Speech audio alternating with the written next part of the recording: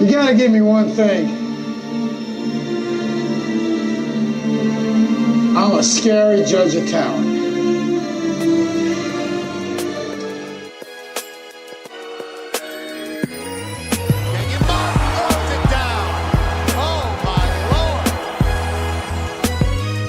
Adolphus Washington back-to-back plays.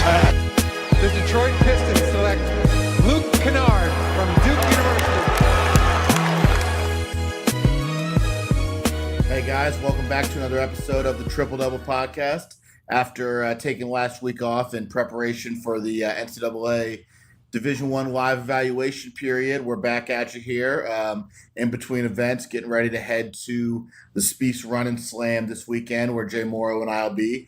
And today's guest is another guy who hits the circuit hard. He was in Dallas this past weekend for the Adidas Gauntlet, and he's going to be at the Under Armour circuit this weekend. We've got Corey Evans, National Basketball Recruiting Analyst with Rivals.com. Corey, what's going on, brother? Not a whole lot, man. Not a whole lot. Thanks for having me on again. Oh, absolutely, absolutely. You know, you've come a long way from the no-tell motels to traveling on the big boy circuit, hitting Adidas and now Under Armour. Yeah, it's been a good few weeks out there, out and about, seeing the top guys on the UA circuit and Adidas circuit. So, a lot to look forward to, I think, with the future classes. And then I'm sure we'll see you in Indianapolis the following weekend for the Nike EYBL. You better believe it. There you go. There you go. That's good. You can get all the shoe circuit stuff in. It worked out well. So, well, let's talk about this. Starting off, wanted to talk live period. A lot of drama heading into the live period with social media, with people being upset about only one weekend. That being said, I was down at the Nike EYBL. Everything went pretty smooth. Did you see anything in terms of trends or anything different from the way the college coaches acted or the AAU teams acted down there with only having one weekend? Not as much as the travel guys, but more of the college coaches. The amount of strategy going into that one weekend on the road was paramount. I mean, it was, where's the head coach going to be? How long is he going to be at a certain place? And you really can't understate the importance of a private jet, honestly. I mean, I know it's the bells and whistles of it all, and it sounds great, but you need one now to get around, especially with one weekend in April, and with it being so spread out, the main events in Atlanta, Kansas City, and Dallas, there was definitely a lot of bemoaning on the college coaches' part for having one evaluating weekend. And it was also about, hey, we really can't evaluate. We got to be front and center for our top targets. So it was super, super important that these college guys knew what they were getting into going into the weekend. That's exactly what I was going to say with, being on the Nike EYBL circuit this weekend, saw some, high level guys. And when you look at them, I'm doing some homework, preparing my report that I'm going to send out to my subscribers. And, the guys who we saw, they've already got offers. And, the Nike EYBL, I want to talk a little bit more about that later. But, in terms of right now for the college coaches, like you said, they've got to focus on the guys they're already recruiting, because there's that kind of stigma out there. Well, if two schools offered and one school attended every one of our games and the other school didn't, that they're not really recruiting us. But in reality, there's no way for college coaches to be able to effectively explain to the kids, no, we've got to evaluate multiple guys. Yeah, and the one thing I've always told coaches is, if I'm not going to get a kid because I'm not there for one of his games, then that's not a guy I want in the first place. I don't really want an attention-hoarding player in my program. I think that's kind of selfish, and to a certain extent. Now, granted, it's nice to have a coach at your game because it shows that they actually do value you and prioritize you. But altogether, yeah, it's difficult, man. It's difficult to be at all these places evaluating, but also targeting. Well, one of the things with the shoe circuits, if they're doing it right, and this is also predicated on being a team that recruits nationally, but hopefully when you go to a game, you're going to have more than one target in the game because whether you're high major, mid major, whatever, everybody's got guys. Yeah, that's why you saw a lot of these coaches at Nike over the weekend. It's for the most part, Nike has most of the elite guys in the 2020 class. So those college coaches, they were able to kind of plot down in Atlanta multiple coaches from one staff and see multiple targets of theirs compared to maybe going to a separate venue or separate city and seeing one prospect every few hours in just one specific game. So definitely, I mean, it's nice when you have a couple guys in one game alone that you can knock a lot of boxes out. But with the Nike EYBL, I agree that there were a lot of coaches in terms of what people would call the blue bloods, or, like I saw Coach K and at least two of his assistants with him at all times. Cal with at least two of his assistants with him, Kansas, Roy Williams, Tom Izzo, all that. But I think you didn't see a lot of quantity of college coaches in the EYBL. You saw a lot of quote unquote quality with the super high majors, but the EYBL, I think, is an interesting dynamic with it's so good. The elite talent is there, but if you're a kid who's not mid-major plus or higher, I'm not sure how much exposure you got in the EYBL because the majority of coaches are those high major coaches. So, I mean, it kind of had me wondering, there's unsigned seniors that were playing for All Ohio Red that are getting recruited mid-major. And it's like, I don't really know if they did a whole lot for themselves this weekend. Yeah, that's a great point as well. You've seen in the past because you've had so many more extra days on the road, you can kind of mess around like the low majors, mid majors, and kind of send a guy to, like I want to see Nike Peach Jam. That's actually a great, it's a great example there. Nike Peach Jam this year in July, where it didn't matter. You could have North Dakota State to Creighton to Duquesne to Duke at that event.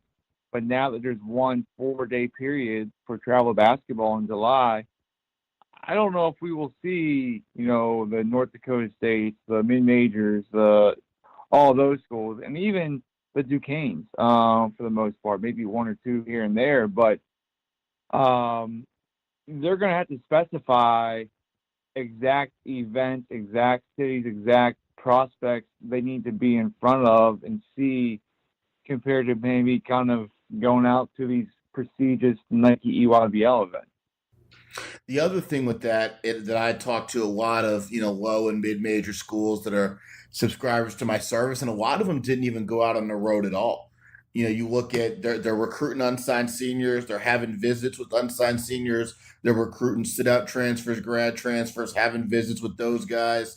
They just didn't have time to make it on the road. And, as brutal as that is when there's one evaluation period, these guys have to focus on next year. And with mids and lows losing guys up a level to transfers, and there being more transfers than ever and being unsigned seniors, these guys just can't make it out with only one weekend.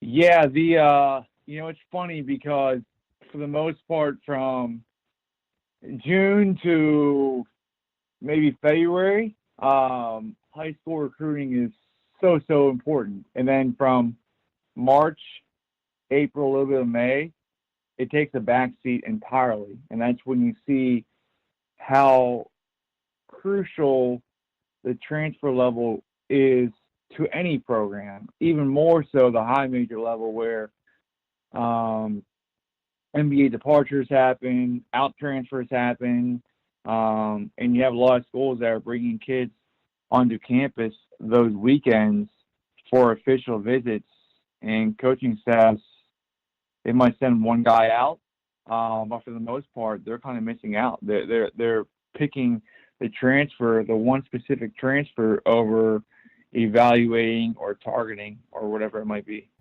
I've seen a couple people on social media speculate about the idea of having a live weekend for transfers. And separate from the high school, do it the weekend before, the weekend after. And I don't know if logistically that ever is going to work, financially if that's ever going to work, but it's an interesting concept. Yeah, it's funny. Phil Martelli actually broached the subject with me 2 or 3 years ago and said, this is a moneymaker. You need to do this. And I'm not really a big event kind of guy, but there definitely would be some value in that, especially for these maybe not your top flight transfer guy, but those maybe the high major guy that just didn't work out. That's not getting any love. It might have been a former 150 guy, but Right. if the NCAA could regulate it properly, it'd be a phenomenal tool, a phenomenal setup for these transfers and maybe even the JUCO guys. I know there's JUCO weekends as well during the live period, but man, if you can set a time maybe in May for these transfers, I think it'd be an exceptional 1-year case study.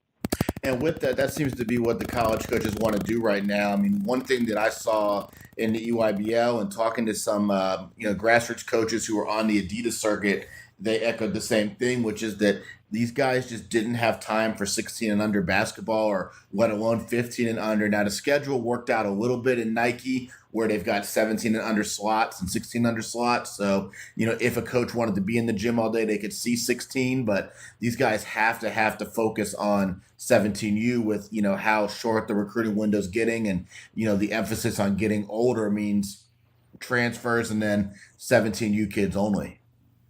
Yeah, it's going to put a little more value, I think, on what you and I both do, right? Because we can. I wasn't able to see a lot of 16s this past week, but I will be able to do that in the next few weeks, and have a better feel and understanding for the 2022 class, 2021 class, where these college programs, they can't do that. They can't afford to do that. So. At Adidas, there was barely any games that were outside of the 1700 level at the main facility. So unless you really are ahead or you have some momentum with a lower level prospect, or a younger prospect that you could go off site for a certain prospect or recruit, yeah, there's not a ton of attention on those younger classes.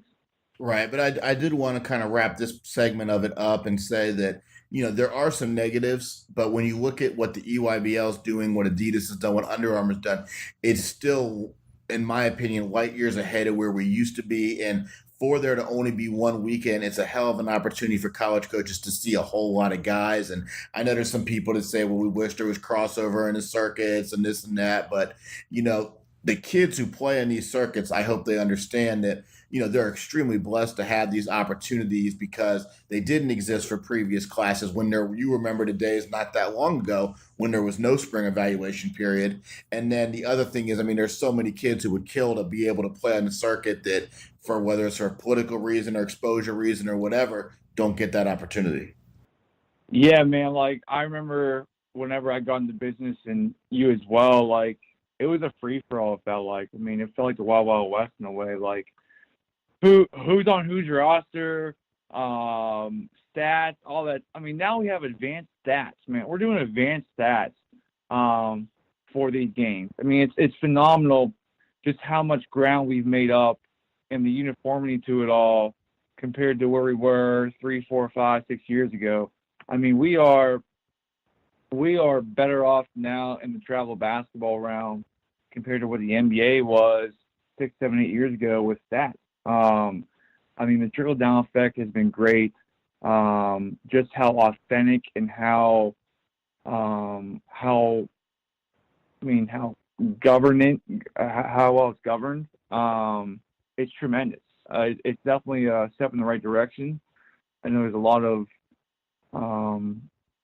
degrading of the product out there and the people involved within it, but there's also a lot of good within it as well.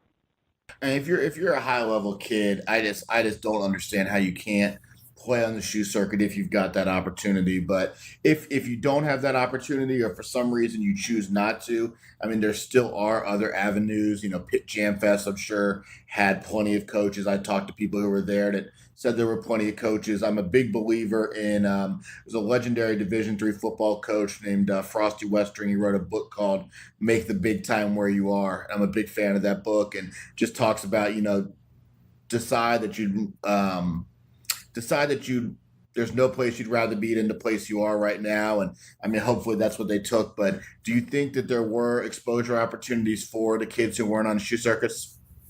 Oh, most definitely. I mean, I know there's the event down there in Georgia, Hoop Scene event was Yeah, it's really another good one. And as you said, the Pitt Jam Fest, it's still out there. I mean, it was great to be in KC, Dallas, or Atlanta, but there definitely were some opportunities out there for the non-sponsor guys to kind of be seen. And that's what's so great about our industry, is that there are some good guys in the business. There are some good programs in the business that aren't even sponsored, that are all about really cultivating these kids' talents and showcasing them, and really not worrying about them or me, but rather about the prospect being seen and properly evaluated. So, yeah, for sure. Outside of the three shoe circuits, there still is an opportunity to be seen.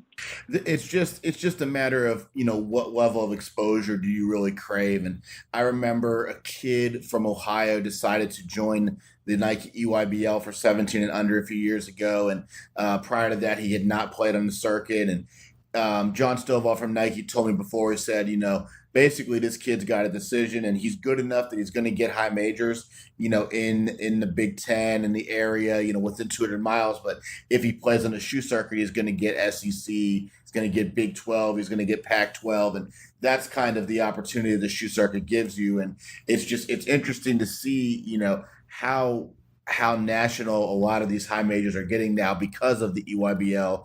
It's giving them a chance not just to see high major kids from different areas, but to see those kids compete against the kids that they're already recruiting from their geographical area. Yeah, it's kind of like a catering service in a way. I mean, these college guys are catered to high-level basketball. And there's no better place to see these guys in the travel circuit and these shoe sponsor circuits, the elite going against the elite.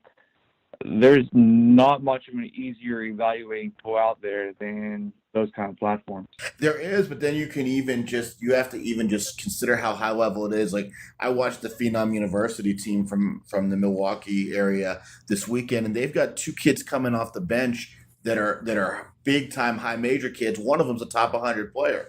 So you almost have to sit there and say well, this kid's not really standing out right now. But then you look and he's got 10, 12 high major offers. It's just unbelievable the depth that not just Nike but Under Armour and Adidas have picked up as well.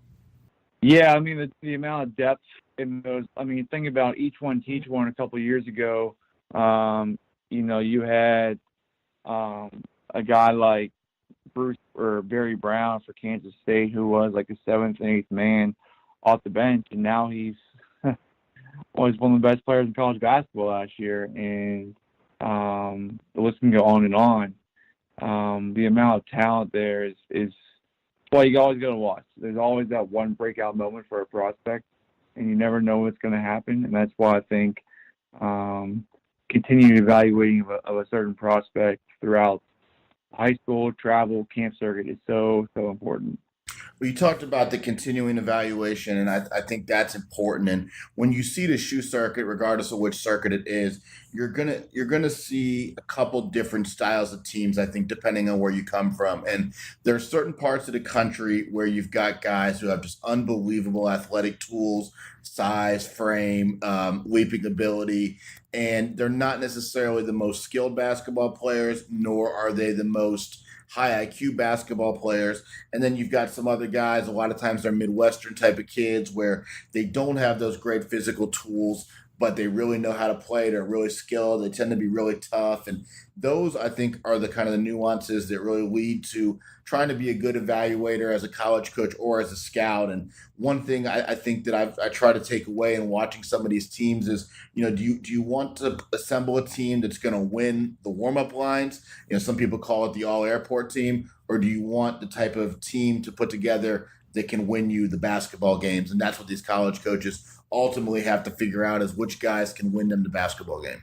Yeah, it's kind of like the eye of the beholder, right? And it's very similar and comparable to how these college coaches build their own programs, right? That's why you see schools like, that's why the Big Ten is known for the grinding blue-collar mentality, and that's why you see a lot of guys from Indiana, Michigan, Ohio known for their quote-unquote blue-collar work ethic, and that's why the SEC and ACC is known for their athleticism. That's why you see the Georgias, the Florida, the Alabama travel programs that are just, they might not be as skilled as those Big Ten teams or the travel programs from up north in the Midwest, but the athleticism is off the charts. And it can be tough to evaluate. I find myself struggling with this because, I've often said on this podcast and then in just conversations with other Midwestern scouts that, I don't want to be sitting there just watching high major kids. Those kids already have exposure. They've already got other people watching them. But for me, the idea of getting out to the EYBL one weekend, and I'm also going to go in Indianapolis, not only is it fun, but it also gives me great perspective, I think, on, well, how good are our Ohio kids? They're struggling in this game, or man, they're really succeeding in this game full of high-level guys. But what I was going to say is you've got to get yourself past, as a scout, you got to get yourself past just the raw athleticism. And it's easy to watch a team from the South or the West Coast and say, oh my God, these guys have such athletic talent. Our kids can't compete on this level. But then as you continue to watch and watch and watch, the scores of the games, tend to be pretty competitive. And one of the toughest things as a scout, I think, is when you're going to see these guys aren't from your region, you're only going to see them one time maybe, or twice if you're lucky, which is something you go through all the time being a national guy. You've got to not just focus on their positives, but try and get a true frame of reference for their overall game. Yeah, it's kind of like weighing what they're doing now compared to what they can be.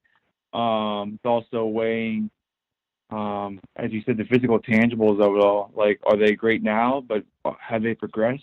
Have they peaked physically? Has a guy, like he's 6'5", 230 pounds as a freshman, and he's 6'5", 250 pounds as a sophomore or junior. Chances are, he's not going to grow anymore. And it's just a great perspective to have on, and breaking a kid down and also trying to project. That's the most important part of our job, projecting. Can we project this guy far in advance? And that's why it's a great tool, these kind of settings, to do as such. And one thing we've had on here a lot, we've had Chaz Wolf come on here a lot. He sent out a really good tweet Sunday night, which is, just some of the things that he looks for in terms of, everybody talks about scoring. And one thing I'm really big and kind of the pillars of scouting that I look at are, not everybody's going to be a scorer. Whether you're recruiting high major, mid major, whatever, you need guys who can play different roles to your team. But Chaz put up some things, which is, how productive are you without the basketball? Can you think fast enough in the half court with a shot clock? Are you just an athlete? Or are you a basketball player? And then the other two being kind of intangible things is, what's your body language? And then a big one that you see in travel basketball, are you being coached by people in the stands? Yeah, it's those small, minuscule things that the winning travel or the winning college programs evaluate and the other ones overlook or don't even really care about evaluating, and kind of skipping the steps with a certain prospect. There's a lot that goes into. Everyone thinks it's just talent alone in the college games that wins out, and that's not it. I think Virginia has shown that. I know that Virginia has Ty Jerome, Kyle Guy, and DeAndre Hunter, those kind of guys, but you don't think Ty Jerome, Kyle Guy, DeAndre Hunter, they weren't all about the team growing up, and they weren't schooled on just the right mannerisms to have, the right approach to have, compared to these maybe less refined, less polished kids that might be a little more talented, and that's why you see the meaning of the best team and the most talented team is two separate things entirely. And I think Virginia showed us that this year. I think Villanova showed us that a couple years ago. Even Texas Tech. There's a lot that goes into what a successful college prospect is and what they can be.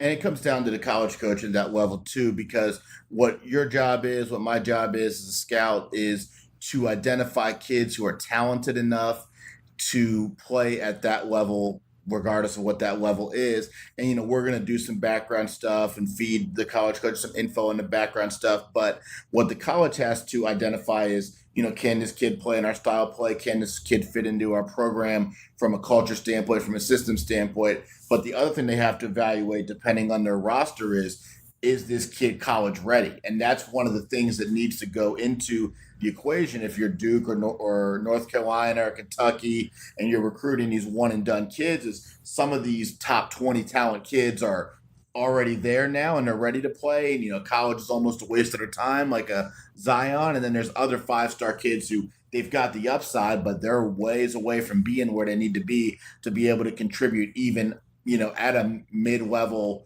BCS level team. Yeah, it goes back to, as you said, Duke and UNC, they're recruiting 5-6 guys every year, and they need them ready right now. Compared to Virginia, who they don't need that. They don't really rely on outside of one guy every year. You got Kie Clark this past year, who was in a different situation of being a freshman point guard who started the majority of the time.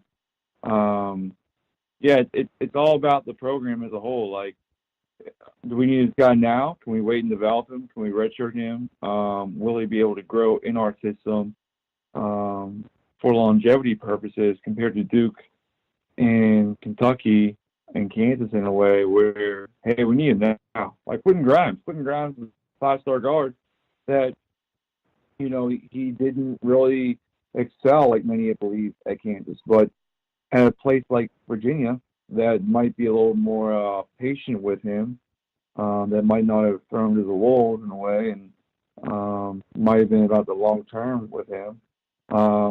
We're talking about two different kids, two different prospects, two different programs.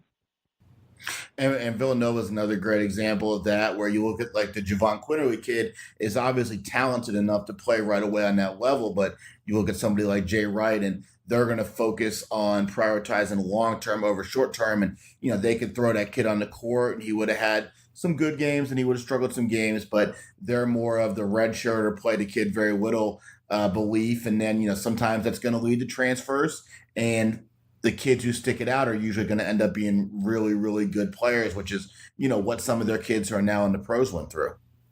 Yeah, I mean, you look at even guys in the past at Villanova, a guy like Chris Jenkins, who struggled mightily early on and, went on to be the reason why they won the national title a couple of years ago. I think it's all about the mindset of a high school college prospect going into college, what they expect of the situation and how quickly they want to succeed and excel. And some guys that go in and they're all about the long term compared to others that want the quick fix or the quick playing time, quick success, the long leash, and this and that. Well, looking back at those kind of intangible things and, identifying if it's going to be a fit, identifying college readiness, I think that's where guys like you and me really can help out our subscribers over the next couple months, because you're now looking at a dead period for Division Ones for May, and you've got things like the Under Armour circuit this weekend where you're going to be. You've got Spieth's Run and Slam where I'll be, and they're prestigious events. They're great events, but for these high-level Division I kids that already have their pick of the litter in terms of where they want to go for high major basketball, there's not a whole lot to be gained from those. And you can really see then when they're out there just playing an AAU tournament or playing in a league like Under Armour is, how bad do they really want to compete? How much do prioritize winning when there aren't Division I college coaches in the stands. And that's one of the things I'm sure you're going to be looking for when you get ready to type up your report to your subscribers, in the following weeks. Yeah, it was awesome because I was able to see a couple of Diaz teams week prior at an event in Atlanta, and then I saw them again the following week in Dallas, and I definitely was trying to keep tabs on, hey, who's that? Like, what's wrong with that guy playing? Like, why isn't that guy playing hard anymore? Compared to, okay, that guy's consistent with his energy. Like, that kid's playing hard. He's a motor. It's consistent from game to game, weekend to weekend. Is that kid putting on a show? This and that. So, yeah, and not to make us feel important, but there is some value on guys on our side now, even more so with these new rules going into effect regarding us being out. I mean, I saw a game 2 weeks ago in Atlanta where it was AOT running Rebels with BJ Voss and Tariq Cooper playing the Atlanta Celtics. So you have Nike versus Adidas, and there's 5-6 top 50 guards in that game, and it's just me and a bunch of fans. Like, a week later, that game is probably the most sold-out game in all of America. So there's value to what we do. I'm lucky to have the chance to do that, and these college guys definitely are relying on guys in our industry to kind of give them the lowdown on what a prospect's doing, if he kind of is doing what he did the week prior when they saw him compared to when we saw him. Well, it also lends itself to what we started this podcast about, which is you talking about how preparation was such a big thing in recruiting for the one evaluation period, and you feeding names and saying, hey, this guy's a high major, this guy's a mid major, this guy's a sleeper, this guy's a young kid. It's going to help those college coaches in preparing their schedules. And we talked about how they have to focus more on their targets, but that's maybe as opposed to what used to be a 50-50 or a 60-40 thing. It's still, now it's probably an 80-20 thing. It's not like they're focusing 100% on their targets. So that's what you bring to the table in that. But, the last thing I want to say to you real quick is, and being on the road all year, and especially being on the road all spring past the Division I period, is that it's easy for these kids to play hard for one weekend when you're only playing 4 games in front of 30 plus Division I college coaches a game. And you talked to that, and the name of the game in terms of one of the things that we're asked to do with kids who are already getting high major looks or mid major looks is identify consistency. And it's easy again to do it one weekend. It's hard to do it for 5 or 6 weekends. It goes for anything in life, man. Like, even for us as human beings, like you and I, like it's are you a consistent person? Like, your personality, your attitude, your mindset. That's so important. And then you think about a high school kid who's 16, 17, 18 years old, week to week, where there's really no stopping at all. And then they have high school and social life and academics and all that stuff. On the floor, are you consistent? How are you as a teammate? Are you fake? I mean, it's pretty easy to weed out, quote unquote, fakeness in this industry after a while. When you see a kid 4, 5, 6 times, you can't really fake it in high leverage situations. So, yeah, I mean, that's a crucial thing for me is consistency. If you're consistent at this level, likely at the college level, you'll be the same way. Absolutely. And that really lends itself to, what college coaches are looking for, and, why your service is a valuable one. So we'll let you go here. I know you just hit the road. You're going to hit the road again for this coming week, and looking forward to seeing you in a couple weeks at the Nike EYBL in Indianapolis. So thanks for giving us a little bit of your time this afternoon. Thank you as always. I appreciate it, Corey. All right, my man. So, guys, thank you for listening to the Triple Double Prospects. God, never get it right. Thank you for listening to the Triple Double Podcast. For Jason Moore, I'm Corey Albertson. Want to thank our guest, Corey Evans of Rivals.com, and we'll talk to you guys soon.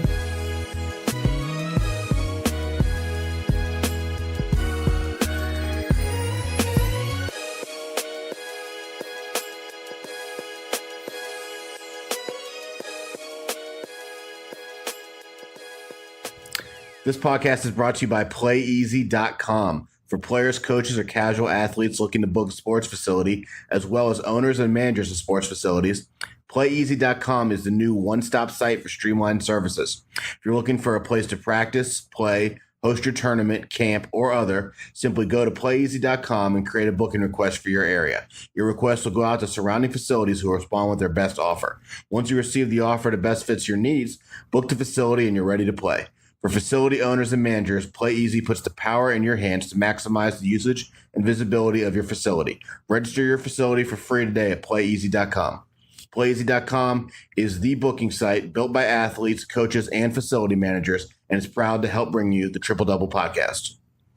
This podcast is also brought to you by Anago Cleaning Systems. Are you tired of struggling in a dead-end job? If so, Anago Cleaning Systems has what you're looking for, an opportunity to go into business for yourself, but not by yourself. With franchising opportunities available for as little as a $2,500 down payment, purchasing an Anago franchise has never been easier. Once you own your Anago franchise, you're licensed to clean commercial facilities all around the greater Cincinnati, Dayton, or Columbus areas with the support of Anago's sales, quality control, operational, and accounting staff. Call 513-332-0033 today for your opportunity to be your own boss and grow your own commercial cleaning company under the guidance of Anago's proven and successful system. Again, call 513-332-0033 to learn more. With Anago, your future starts today.